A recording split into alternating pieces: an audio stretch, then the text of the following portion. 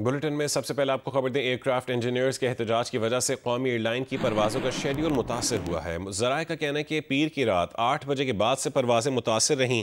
तर्जुमान airline के मुताबिक इंतज़ामिया ने कुछ परवाज़ें मुतबादिल ज़राए से रवाना कर दी हैं। कौमी एयरलाइन की इस्लामाबाद से दमाम की परवाज़ PK 2, 4, 5, 6 घंटे ताख़ीर से रवाना हो गई है। इस्लामाबाद से जद्दा की परवाज़ PK 7, 4, 1 भी 6 घंटे ताख़ीर से रवाना हुई। मुसाफिर मुश्किलात का शिकार रहे। मुतासरा मुसाफरों में बड़ी तादाद उम्रा ज़ायरीन की है। CEO कौमी एयरलाइन ने एयरक्राफ्ट इंजीनियर्स के खिलाफ सख्त कार्रवाई की हिदायत कर दी। तर्जुमान कौमी एयरलाइन ने कहा है कि इंतज़ामिया मुतबादिल इंजीनियरिंग खदमात दूसरी एयरलाइन से हासिल कर रही है। सोसाइटी ऑफ एयरक्राफ्ट इंजीनियर्स की कोई कानूनी हैसियत नहीं। तहरीक का बुनियादी मकसद कौमी एयरलाइन की निजकारी को सबोताज करना है। सेफ्टी का बहाना बनाकर मनसूबे के तहत बैक वक्त काम छोड़ना मज़मूम साजिश है। कौमी एयरलाइन में लाजमी सर्विसेज एक्ट नाफिज है। हड़ताल या काम छोड़ना कानूनी तौर पर जुर्म है, उस पर कानूनी कार्रवाई होगी।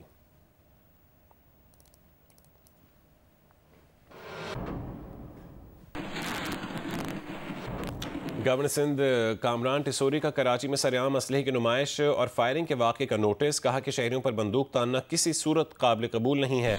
गवर्नर सिंध कामरान टिसोरी ने कहा है कि IG सिंध वाक़े का नोटिस लें, मुलजिम के खिलाफ कानूनी कार्रवाई करें। कानून सब के लिए बराबर होगा तो लोग पुलिस पर एतमाद करेंगे। गवर्नर सिंध का डंपर की टक्कर से जाँ बहक शख्स के लवाहिकीन से भी इज़हार ताज़ियत। कहा कि जाँ बहक शख्स की ज़ख्मी अहलिया को हर मुमकिन तिब्बी इमदाद दी जाए। गवर्नर सिंध ने कहा है कि कराची में ड्राइविंग क़वानीन की खिलाफ वर्जी पर भारी चालान किए जा रहे हैं। ट्रैफिक हादसात में लोगों की जान लेने वालों को भी इबरतनाक सज़ा दी जाए।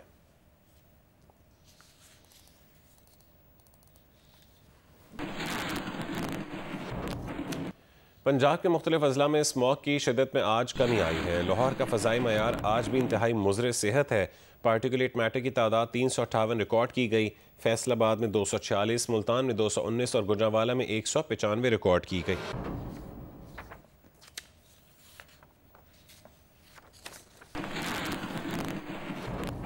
महकमे मौसमियात ने आज और कल लाहौर समेत पंजाब के बेशतर अजला में हल्की बारिशों की पेशगोई कर दी है। PDM में पंजाब का कहना है कि बारिशों की वजह से दर्जा हरारत में वाज़ेह कमी आएगी, जबकि स्मॉग में कमी के भी इम्कानात मौजूद हैं।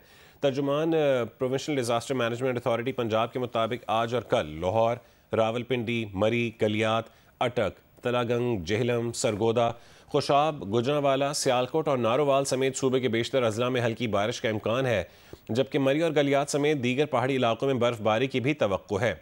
मुमकिन बारिशों से स्मॉग में कमी के भी इम्कानात हैं।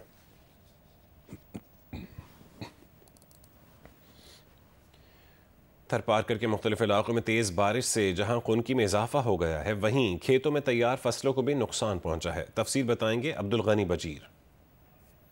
जी बिल्कुल, थरपारकर के मुख्तलिफ इलाकों में मूसलाधार बारिश हुई है और सबसे ज़्यादा बारिश तहसील छाछरों के नवाही देहातों में हुई है। इस बारिश से जहाँ मौसम में खुनकी में मज़ीद इजाफा हो गया है, वहाँ यह बारिश सारी किसानों के लिए खासी आजमाइश बन चुकी है। खेतों में खड़ी मुख्तलिफ फसलें ग्वार, बाजरा, तिल, मूंग ख़राब होने का खदशा बढ़ गया है। मैं इस वक्त मौजूद हूँ एक खेत के अंदर। आप देख सकते हैं कि तिल की फसल है जिसकी कटाई की गई थी और बारिश की वजह से ये काली पड़ गई है। यूँ थरी किसानों ने अपनी फसलों को इन बेवक्त बारिशों से बचाने के लिए हाँप दिया है, मगर खेतों में पक्की हुई और तैयार फसलें खड़ी हैं, उनको खासा नुकसान पहुंचा है, जिसके बायस किसानों ने इस बारिश के बाद तैयार फसलों की कटाई के अमल को मजीद तेज कर दिया हुआ है। जी, पाकिस्तान वनडे टीम के कप्तान शाहीन शाह अफरीदी का कहना है कि वनडे की कप्तानी एजाज़ की बात है। जो जिम्मेदारी दी गई है उसको बखूबी सरअंजाम देंगे। इस वक्त तमाम तवज्जो सिर्फ वनडे टीम की कारकर्दगी को बेहतर बनाने पर मरकूज़ है। फैसलाबाद में प्रेस कॉन्फ्रेंस करते हुए शाहीन अफरीदी ने कहा है कि सीनियर खिलाड़ी जब भी फॉर्म में आता है टीम कामयाबी हासिल करती है। बाबर आजम का वनडे सीरीज से कबल फॉर्म में आना खुशाइंद है। मेरे लिए ऑनर की बात है पाकिस्तान टीम को एज अ कैप्टन रिप्रेजेंट करना। पहले तो जाहिर सी बात है, जब आप एज अ प्लेयर रिप्रेजेंट करते हैं तो ऑलवेज़ प्राउड, और अभी कैप्टन रिस्पॉन्सिबिलिटी है। इंशाल्लाह इसको बखूबी कोशिश करूँगा कि अच्छे से निभाऊँ। फैसलाबाद में 17 साल बाद इंटरनेशनल क्रिकेट की वापसी और एक ऐसी टीम जो हमेशा से अच्छी क्रिकेट खेलती आ रही है, साउथ अफ्रीका, उनके खिलाफ सीरीज़, तो इंशाल्लाह एज अ टीम हम काफ़ी उम्मीद है अच्छी परफॉर्मेंस के। और जब भी सीनियर्स प्लेयर्स ने परफॉर्मेंस की है तो टीम हमेशा जीती है, और यही खुशी होती है क्योंकि स्टेप अप करना पड़ता है। आप अगर सीनियर है और आप रिस्पॉन्सिबिलिटी है एज अ टीम की। स्ट्रगल तो आप क्रिकेट में 1, 2, 3 ही प्लेयर ऐसे होते हैं कि वो एट द टाइम आपके लिए परफॉर्मेंस करते हैं, लेकिन जो बाबर की लास्ट इनिंग्स थी उससे उसको काफ़ी हेल्प मिली होगी, उसको फील हो गया होगा कि वो वापस टच में आ रहा है। फैसलाबाद का इकबाल स्टेडियम 17 बरस के बाद पहली मरतबा किसी इंटरनेशनल मैच की मेज़बानी कर रहा है। यहाँ 16 इंटरनेशनल मैचेस खेले जा चुके हैं। पाकिस्तान ने 12 मुकाबले इस मैदान में हरीफ टीमों के खिलाफ खेले हैं। फैसलाबाद में आखिरी मरतबा 11 अप्रैल 2008 को पाकिस्तान और बांग्लादेश के दरमियान वनडे इंटरनेशनल मैच खेला गया था। इस मैदान पर मजमूई तौर पर 16 एक रोज़ा इंटरनेशनल मैचेस खेले जा चुके हैं। पाकिस्तान की बात करें तो पाकिस्तान ने यहाँ 12 वनडे खेले हैं, जिनमें से 9 जीते और 3 हारे हैं। जनूबी अफ्रीका ने यहाँ 5 वनडे इंटरनेशनल मैचेस खेले हैं, 2 जीते हैं जबकि 3 में उसे शिकस्त हुई। पाकिस्तान और जनूबी अफ्रीका के दरमियान 87 वनडे इंटरनेशनल मैच खेले जा चुके हैं। पाकिस्तान ने 34 में कामयाबी हासिल की जबकि 52 में जनूबी अफ्रीका फातेह रहा है। फैसलाबाद के इकबाल स्टेडियम में 17 साल के तवील अरसे के बाद इंटरनेशनल क्रिकेट बहाल हो रही है। आज पाकिस्तान और जनूबी अफ्रीका की टीमें वनडे मैचेस की सीरीज़ के पहले मैच में मद्दे मुकाबिल होंगी। तफसील बताएंगे हमाद अहमद। जी बिल्कुल, आज वो दिन बिलाखिर आ गया जिस दिन फैसलाबाद में इंटरनेशनल क्रिकेट हो रही है और इकबाल स्टेडियम में आज पाकिस्तान और साउथ अफ्रीका की टीमें मद्दे मुकाबिल होंगी। आज पहला मैच खेला जाएगा। 3 मैचेस की सीरीज है जो जहां पर खेली जाएगी। इस हवाले से अहलियान फैसलाबाद खासे पुरजोश हैं और इनकी क्रिकेट से मोहब्बत का अंदाज़ा इससे लगाया जा सकता है कि तीनों मैचेस की टिकटें जो हैं वो मुकम्मल तौर पर फ़रोख्त हो चुकी हैं। स्टेडियम में तमाम तर तैयारियां मुकम्मल हैं और यहाँ पर जो गुंजाइश है वो 15 से 16 हज़ार शायकीन की है। और जो सिक्योरिटी के हवाले से अगर बात की जाए तो होटल से लेकर स्टेडियम तक तमाम रूट को जो वहाँ पर नफरी तैनात होगी, स्पेशल रूट लगाया गया है और इस तरफ आने वाले जो रास्ते हैं उनको ब्लॉक भी किया गया है। शायकीन की सहूलत के लिए शटल सर्विस के जरिए शायकीन को यहाँ पर स्टेडियम में पहुँचाया जाएगा। फैसलाबाद के शायकीन जिन खिलाड़ियों को वो स्क्रीन पर देखते थे उनको आज बराह रास्त वो ग्राउंड में खेलते हुए देख सकेंगे। जी, सदर मुमलिकत आसिफ अली जरदारी 3 रोज़ा सरकारी दौरे पर कतर पहुँच गए हैं। सदर आसिफ अली जरदारी आलमी समाजी तरक्याती कॉन्फ्रेंस में शिरकत करेंगे। पाकिस्तान के समाजी तरक्की और जामे मुआशी नमू के इक़दामात पर रोशनी डालेंगे। सदर गुरबत के खात्मे, सेहत, तालीम और पायदार तरक्की में पाकिस्तान की कामयाबियाँ उजागर करेंगे। आसिफ अली जरदारी के दौरे के दौरान मुख्तलिफ आलमी और इलाकाई रहनुमाओं और बैनुल अक़वामी तंजीमों से भी मुलाकातें करेंगे।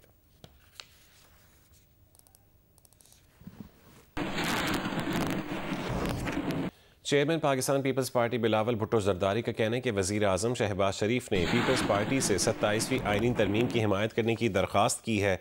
हुकूमती दरख्वास्त पर गौर के लिए पीपल्स पार्टी के सेंट्रल एग्जीक्यूटिव कमेटी का इजलास जुमेरात 6 नवंबर को तलब कर लिया गया है। एक बयान में बिलावल भुट्टो ने बताया कि वज़ीर आज़म शहबाज शरीफ ने 27वीं आईनी तरमीम की हिमायत की दरख्वास्त उस वक्त की जब वज़ीर आज़म की क़यादत में नून लीग का वफ़द सदर जरदारी और उनसे मिलने आया था। बिलावल भुट्टो ने बताया कि मुजवज़ा 27वीं आईनी तरमीम में आईनी अदालत का क़याम, एग्जीक्यूटिव मजिस्ट्रेट्स की बहाली और जजेस के तबादले का इख्तियार शामिल है। NFC में सूबाई हिस्से के तहफ़्फ़ुज़ का खात्मा और आर्टिकल 243 में तरमीम के नकात भी मुजवज़ा 27वीं आईनी तरमीम का हिस्सा हैं। तालीम और आबादी की मनसूबाबंदी के इख्तियारात की वफाक को वापसी और इलेक्शन कमीशन की तकर्री पर जारी ताअत्तुल ख़त्म करना भी 27वीं तरमीम में शामिल है।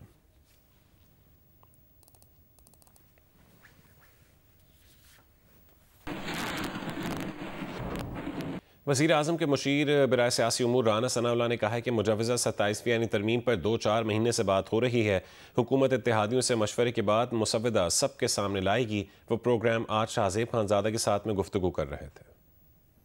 सब कुछ बहुत खामोशी से करना चाह रहे थे आप। बिलावल भुट्टो जरदारी साहब ने अचानक ट्वीट करके पूरा प्लान अवाम के सामने रख दिया। गुफ्तगू का ही तो आगाज़ है।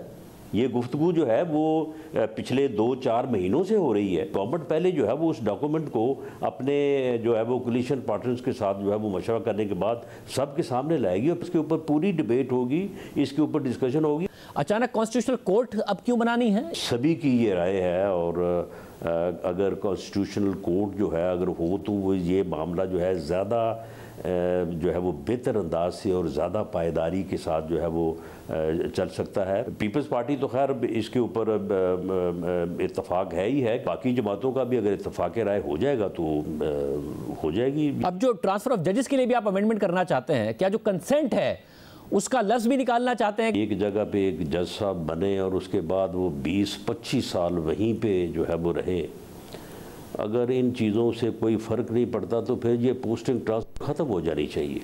ये इख्तियार जो है वो हुकूमत को ना दे, जुडिशल कमीशन करे, जजेस करें, प्रोविंशियल शेयर इन एनएफसी, ये जो बिलावल भुट्टो ज़रदारी साहब ने कहा है, ये क्या प्रोटेक्शन आप ख़त्म करेंगे? फेडरेशन के पास कर्ज़ों की अदायगी और डिफेंस के अखराजात पूरे करने के बाद जो है ना वो अपनी जो मामूल की अखराजात हैं वो भी पूरे करने के लिए पैसे नहीं हैं। सूबों को सोर्सेज जनरेट करने की ज़रूरत ही नहीं है, उनके पास पहले ही ज़रूरत से ज़्यादा है। अगर उनको 10 चाहिए तो उनके पास 20 हैं। मरकज़ से सूबों को तो इख्तियार मिले, मगर सूबे के वज़ीर आला ने अपने पास सारे इख्तियारात रख लिए सूबाई हुकूमत ने, और बजाय इसके कि वो नीचे की सतह पर, ज़िले की सतह पर दिए जाते। आप 27वीं आईनी तरमीम में इस बात को एड्रेस करेंगे? ये होना चाहिए। बलदियाती इदारे हैं, उनको आप टेन्योर की गारंटी तो दें। वही फार्मूला जो है, जो फार्मूला मरकज़ से सूबा और सूबे से नीचे जो है वो कौंसल तक जाना चाहिए। बिलावल भुट्टो ज़रदारी ने कहा कि चीफ इलेक्शन कमिश्नर की तैनाती के हवाले से डेडलॉक खत्म करने पर भी बात होगी। डेडलॉक तो अपोजिशन के साथ है कि अपोजिशन का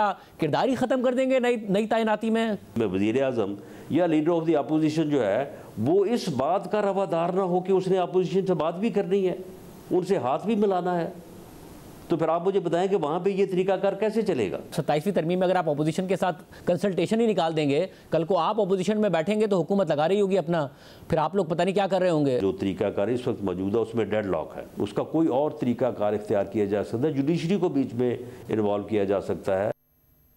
PTI के रहनुमा असद कैसर ने कहा है कि 27वीं आईनी तरमीम की तजवीज़ मुस्तरद करते हैं। 27वीं तरमीम के खिलाफ अगर पीपल्स पार्टी खड़ी हो, हम उनसे बातचीत के लिए तैयार हैं। पीपल्स पार्टी से अब भी उम्मीद है कि वो आइन को बचाने में किरदार अदा करे। जियो न्यूज़ से गुफ्तगू करते हुए असद कैसर ने कहा कि 27वीं तरमीम से अदलिया को मुकम्मल ख़त्म किया जा रहा है। छोटे सूबों को पहले से खदशात हैं कि उनको तयशुदा हिस्सा भी नहीं मिलता। अगर NFC अवार्ड को छेड़ा गया तो इससे मुल्क में एनार्की फैलेगी। 26वीं आईनी तरमीम के दौरान भी ये प्रपोजल थी और हम तो कॉन्स्टिट्यूशनल बेंच के भी ख़िलाफ़ थे, और हम समझते हैं कि सुप्रीम कोर्ट एक ही सुप्रीम कोर्ट है, मतलब दो वो नहीं हो सकती, क्योंकि फिर अब और अभी भी जो कुछ हो रहा है कि मतलब जितनी भी अभी डिसीजन होता है तमाम कैसे जो उधर जाते हैं, बेंच पे जाने जाते हैं, तो इस वक्त तो 26वीं आईनी तरमीम भी जो है ना सुप्रीम कोर्ट के अंदर जो है ना इस वक्त उसका केस चल रहा है। तो हम तो 26वीं नई तरमीम से के बारे में हमारे सीरियस कंसर्न है, और ये जो नई अभी अमेंडमेंट 27वीं अमेंडमेंट ला रहे हैं, हम समझते हैं कि ये जुडिशरी का अगर इस किस्म का कोई होता है तो ये बाकायदा तौर पर जुडिशरी का मतलब एक किस्म के मज़ीद उसके ऊपर कंट्रोल हासिल करना और एग्जेक्टिव को मज़ीद जो है ना इन्फ्लुएंस बढ़ाना जुडिशरी के ऊपर होगा। हम किसी सूरत में जो है ना इस किस्म की चीज़ को नहीं मानेंगे, इसके ख़िलाफ़ हम भरपूर तरीके से अपना आवाज़ उठाएंगे। प्रोग्राम कैपिटल टॉक में सेनेटर फैसल वावड़ा ने दावा किया है कि 27वीं आईनी तरमीम बहुत आसानी से पास हो जाएगी। पाकिस्तान की कामयाबी और बका के लिए अगर ज़रूरत पड़ी तो 27वीं के बाद 28वीं तरमीम भी आएगी। सेनेटर फैसल वावड़ा ने खबरदार किया है कि अगर तहरीक इंसाफ ने इस्लामाबाद पर चढ़ाई की तो TLP की तरह तहरीक इंसाफ पर भी पाबंदी लगेगी। उस पर तहरीक इंसाफ के सेनेटर बैरिस्टर अली जफ़र ने कहा है कि अगर तहरीक इंसाफ खिलाफ आइन एहतजाज करे तो आप हमारे खिलाफ कार्रवाई करें, लेकिन अगर आप हमें एहतजाज से रोकेंगे और हमें धमकी देंगे तो ये आइन की खिलाफ वर्जी है।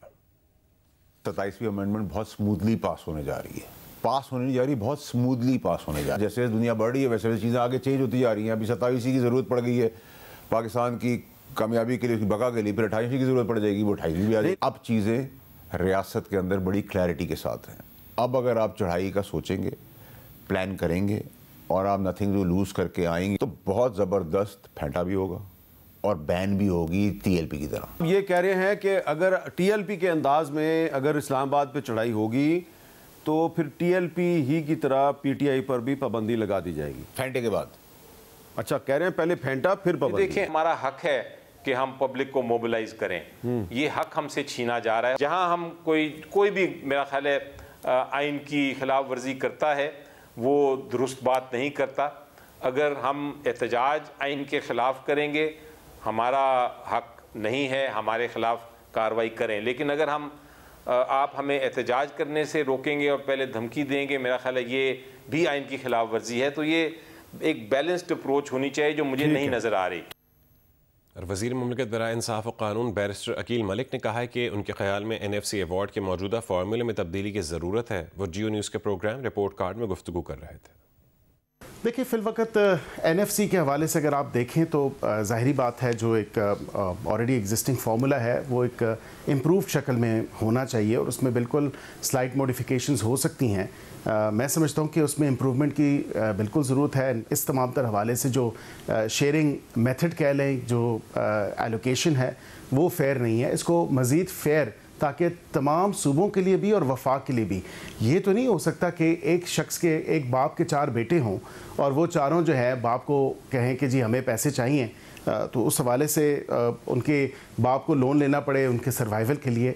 तो ये इस हवाले से भी चीज़ें देखने की ज़रूरत है। बानी PTI ने 1 साल का डिले किया था CEC की अपॉइंटमेंट के ऊपर, and which is a fact कि 1 साल डिले किया क्योंकि वो उस वक़्त के वज़ीर आज़म के साथ कोई मशावरती अमल में बैठना ही नहीं चाहते थे। Leader of the opposition and the prime minister जो कंसल्टेशन होती है वो ताकि एक कॉन्स्टिट्यूशनल मैकेनिज़्म के थ्रू प्रोसेस आगे बढ़े, लेकिन वो भी नहीं हो सका।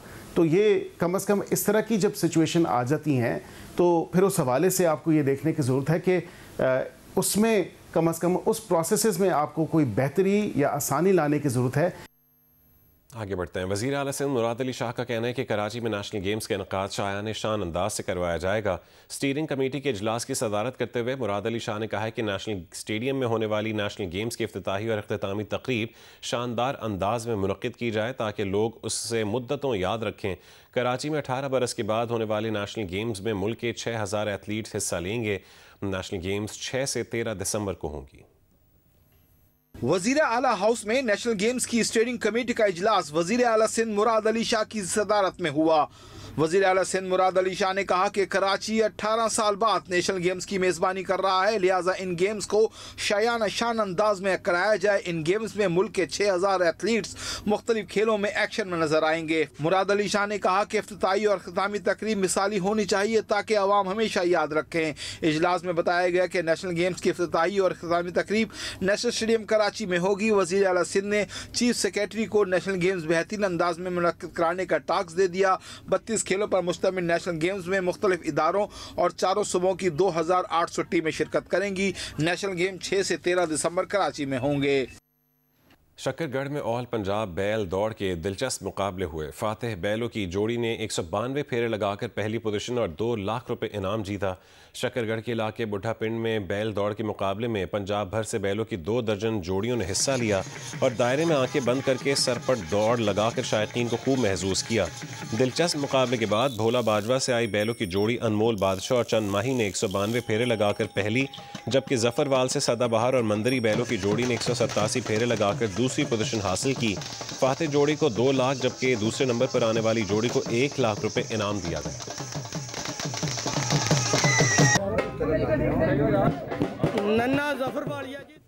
इस्लामाबाद में डेंगू के केसेस में कमी ज़रूर आई है, ताहम ख़तरा भी टला नहीं। महकमे सेहत ने शहरियों से अपील की है कि वह एहतियाती तदाबीर पर अमल जारी रखें।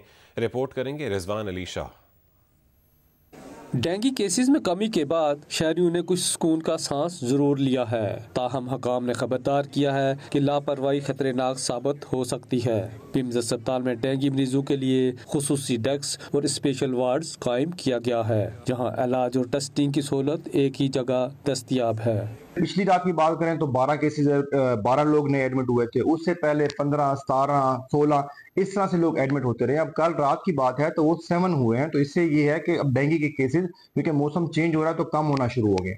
माहिरीन के मुताबिक मौसम में नमी और दर्जा हरारत अभी मच्छर की अफजाइश के लिए साजगार है, इसलिए घरों और गलियों में सफाई और स्प्रे बहुत जरूरी है। मच्छर जो है वो घरों के अंदर दाखिल हो चुका है, उसको एनवायरनमेंट जो है वो गर्म चाहिए अपनी सर्वाइवल के लिए। तो आप जो स्प्रेज कर रहे होते हैं, अपने फुल स्लीव लाइट कलर के कपड़े बच्चों को भी पहनाएं, खुद भी पहने, और जो पानी के बर्तन हैं जहाँ पे आप पानी स्टोर करते हैं उसको इंश्योर करें कि वो कवर्ड रहें। डॉक्टर्स कहते हैं मुकम्मल एहतियात डेंगू से मुस्तकिल निजात का रास्ता है। रिजवान अली शाह, जियो न्यूज़, इस्लामाबाद। वज़ीर आला पंजाब मरीम नवाज़ की जानिब से ज़िला मरी में सयाहों और मकामी आबादी की सहूलत के लिए पहली mobile police station and licensing unit का बाकायदा इफ्तिताह कर दिया गया। Police mobile and licensing unit से कैसे लोग मुस्तफ़ीद हो सकेंगे, ये बताएंगे जवाद शौकत अब्बासी। वज़ीर आला पंजाब मरियम नवाज की हिदायत पर जिला मरी में पहली mobile police station and licensing unit का बाज़ाब्ता इफ्तिताह मरी के GPO आसिफ अमीन अवान और CTO वसीम अख्तर ने GPO चौक मरी में किया। पुलिस मोबाइल यूनिट का मकसद आवाम को ड्राइविंग लाइसेंस समेत दीगर कानूनी पहलुओं पर मामलत फराहम करना है। पुलिस मोबाइल स्टेशन में FIR का इंदराज, मुल्की और बैनुल-अक़वामी लाइसेंस की सहूलत, लर्नर लाइसेंस, लाइसेंस की तजदीद समेत मुतअद्दिद सहूलियात फराहम की जाएंगी। 15 सेंटर खिदमत मराकज़ और जो भी हमारी खिदमत मराकज़ में सहूलियत प्रोवाइड की जा रही हैं, अब लोगों को हम ऑन व्हील्स प्रोवाइड कर रहे हैं। मरी ज़िला के वासियों के लिए एक बड़ी ये नेमत का मुकाम रखती है, क्योंकि ये टूरिस्ट ज़िला है। इस टूरिस्ट ज़िला में कम से कम 20-25 लाख के करीब टूरिस्ट हर सीज़न में सफ़र करते हैं। Police mobile station and licensing unit हफ्तावार जिला मरी के मुख्तस करदा चौक चौराहों में खड़ी की जाएगी, जहां अवामुन्नास बासानी मुख्तलिफ सहूलियात से मुस्तफीद होंगे। मकामी आबादी समेत सयाहों ने हुकूमत के इस इकदाम को सराहा, जबकि इफ्तिताही रोज में ही अवाम ने बड़ी तादाद में ड्राइविंग लाइसेंस के हुसूल के लिए police mobile station and licensing unit का रुख किया। कैमरा टीम के हमरा जवाद शौकत अब्बासी, जियो न्यूज़ मरी। सक्खर की मरकजी शाहराह बंद रोड का एक हिस्सा काफ़ी अरसे से खस्ताहाली का शिकार होने के बायस शहरियों को आमद और रफ्त में मुश्किलात का सामना है। तफसील बताएंगे यासिर फारूकी। जी बिल्कुल, सक्खर की मरकजी और मसरूफ तरीन शाहराह बंदर रोड का एक हिस्सा लैंसडाउन ब्रिज से दुआ चौक तक गुज़िश्ता एक अरसे से इंतहाई खस्ताहाली और टूट फूट का शिकार है। मुख्तलिफ मुकामात पे यहाँ गड्ढे पड़े हुए हैं। मैं इस वक्त साधु बिला मंदिर के मुकाम पे मौजूद हूँ। एन इस जगह भी गड्ढे पड़े हुए हैं, जहाँ से ट्रैफिक को गुजरने में दुश्वारी का सामना करना पड़ता है। शहरियों से जानते हैं कि उनको किन मसाइल का सामना है सड़क की वजह से। रिक्शे वालों को यही परेशानी होती है कि पंचर हो जाती है गाड़ी, पत्थर टूटते हैं, खड्डे बहुत हैं, पाइप टूट रहे हैं हमारे।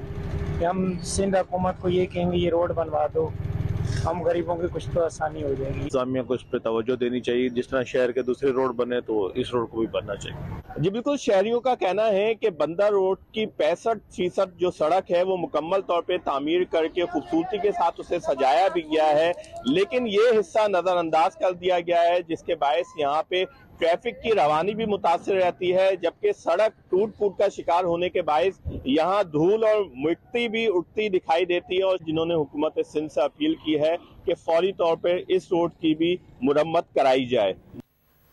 पाकिस्तान के क्लासिकी गुलकार उस्ताद नसीरुद्दीन सामी को आगा खान म्यूज़िक अवार्ड का हकदार करार दिया गया है। हज़रत अमीर खुसरो के विरसे का तहफ़्फ़ुज़ करने पर पाकिस्तान के सामी ख़ानदान और भारत के वारसी बरादरान को मुश्तरका तौर पर यह पेट्रन्स अवार्ड 21 नवंबर को लंदन में तकरीब के दौरान दिया जाएगा। जियो न्यूज़ के सीनियर एंकर पर्सन और मारूफ तज्ज़ियाकार शाहज़ेब खानज़ादा की जियो TV के नाजरीन के लिए लिखी गई पहली कहानी मुआशरे के चुपते हुए जुर्म का पर्दा चाक करती नजर आ रही है। रेप का शिकार सहर क्या उलझनों से खुद को निकाल पाएगी? देखिए केस नंबर 9 की आने वाली एक साथ बुध और जुमेरात की रात 8 बजे सिर्फ जियो TV पर। जियो और 7 स्काई एंटरटेनमेंट की ड्रामा सीरियल केस नंबर 9 ने मुआशरे के एक ऐसे मसले को मौजूए बहस बनाया है जिस पर बात करते हुए समाजी बंधन रोक लगाते हैं। क्या ये दुरुस्त नहीं है कि रेप तो आपका हुआ ही नहीं है? सब झूठ है। आगाही की कमी और हक के लिए आवाज उठाने की जुर्रत का फुकदान जुर्म करने वालों के लिए खाली छोड़ देता है मैदान, और नतीजे में सिन्फ नाजुक की आवाज दबा दी जाती है। Attack on my client with these kind of lies is shameful. Jio news के सीनियर एंकर पर्सन मारूफ तज्जिया निगार और बेबाक सहाफी के कलम की रोशनाई कैसे जुर्म की स्याही को अदालत में करने वाली है बेनकाब। आने वाली अक़सात में सहर के वालिदैन और भाई से बुखारी साहब के सवालात क्या नफ्सियाती दबाव को बढ़ाएंगे? क्या कोई भाई ऐसा हो सकता है जो अपनी बहन पर रेप का झूठा इल्जाम लगाकर एक मासूम इंसान को फंसाने के प्लान का हिस्सा बन जाए? बुखारी साहब, जान ले लूंगा तुम्हारी। क्या साद गुस्से में आकर केस का जाविया तब्दील कर देगा, या इंस्पेक्टर शफीक कोई नई चाल का बंदोबस्त करने वाला है? म्यूजिक क्या बिनिश के सवालों का सामना करने के लिए होगा तैयार कामरान? देखिए ड्रामा सीरियल केस नंबर 9 की आने वाली अक़सात में बुध और जुमेरात की रात 8 बजे सिर्फ जियो पर। वर्ल्ड कल्चर फेस्टिवल के चौथे रोज़ इराक़ी थिएटर प्ले ने हाज़रीन को अपने शहर में जकड़ लिया। मुकालमे हुए, वर्कशॉप्स हुई, मुल्की और गैर मुल्की मुसव्विरों ने मौसमियाती तब्दीली के ख़तरात को उजागर किया। जंग और जियो मीडिया ग्रुप फेस्टिवल का मीडिया पार्टनर है। नुमाइंदा जियो न्यूज़ वलीद अहमद की रिपोर्ट देखिए। अपनी सकाफत का तारुफ और 140 से ज़ायद ममालिक के थिएटर, म्यूजिक, डांस, मुसव्वरी और तारीख की कहानियाँ। 39 रोज़ा वर्ल्ड कल्चर फेस्टिवल के चौथे रोज सोच पर दस्तक देता इराकी खेल दी मोमेंट पेश किया गया।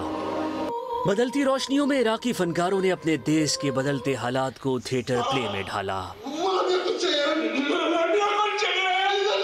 This show talking about the problem of the life and drama and the problem in my country is Iraq. Very beautiful, very people kind. The Pakistan, Karachi. Thank you, Karachi. Thank you, people, Pakistan.